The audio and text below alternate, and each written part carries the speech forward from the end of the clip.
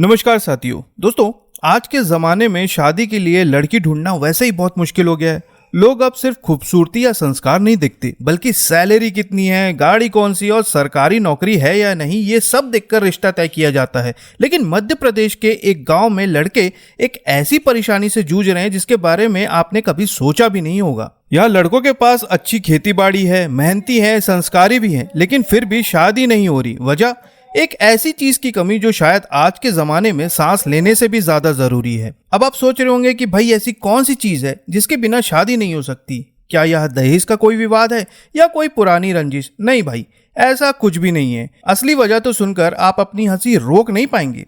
खबरों के अनुसार यहाँ लड़के कुंवारे हैं क्योंकि नेटवर्क गायब है। यहाँ पर मोबाइल नेटवर्क ही नहीं है। जी हाँ, आपने बिल्कुल सही सुना। इस गांव में मोबाइल नेटवर्क नहीं आता और इस वजह से यहाँ के नौजवानों की शादियां अटकी पड़ी हैं।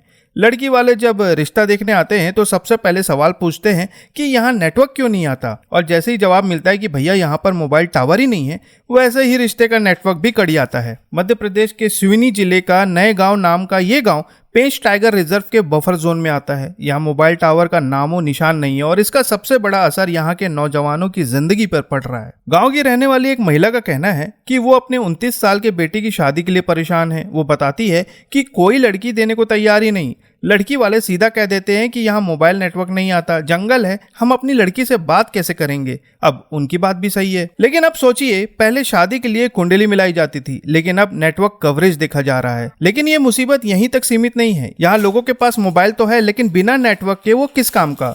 अब अगर गांव में किसी को फोन पर बात करनी है तो समझ लीजिए उसकी अच्छी खासी कसरत हो जाती है। बात करने के लिए पूरे 3 किलोमीटर का सफर तय करना पड़ता है। यहाँ हालात इतने खराब है कि अगर किसी को फोन पर बात करनी हो तो 3 किलोमीटर दूर जाना पड़ता है। यानी अगर कोई कैसे हो पूछे तो जवाब देने के लिए पहाड़, जंगल और नदी सब पार करने पड़ेंगे। गांव के एक व्यक्ति ने अपना दर्द बयां करते हुए कहा कि हम तो शादी के लिए रिश्ता मांगने जाते हैं, लेकिन लड़की वाले नेटवर्क ना होने की वजह से साफ मना कर देते हैं। मतलब भाई साहब, पहले जमाने में कबूतर से चिट्ठियां भेजी जाती थी, फिर डाकिया आया, फिर लैंडलाइन आया, और अब मोबाइल फोन से प्यार चलता है। लेकिन यहाँ तो सीधा ही नो सिग्नल नो शादी वाला नियम लागू है। अब शादी तो छोड़िए, नेटवर्क ना होने की वजह से गांव में कोई बीमार पड़ जाए तो सबसे बड़ी मुसीबत आ जाती है। अगर किसी को अस्पताल ले जाना हो या एम्बुलेंस बुलानी हो तो सबसे पहले गांव से 3 किलोमीटर दूर जाना पड़ता है, नेटवर्क पकड़ना पड़ता है और फिर कहीं जाकर मदद मिलती है। यानी जब तक नेटवर्क मिले तब तक आधे मरीज अपने आप ठीक हो जाते हैं।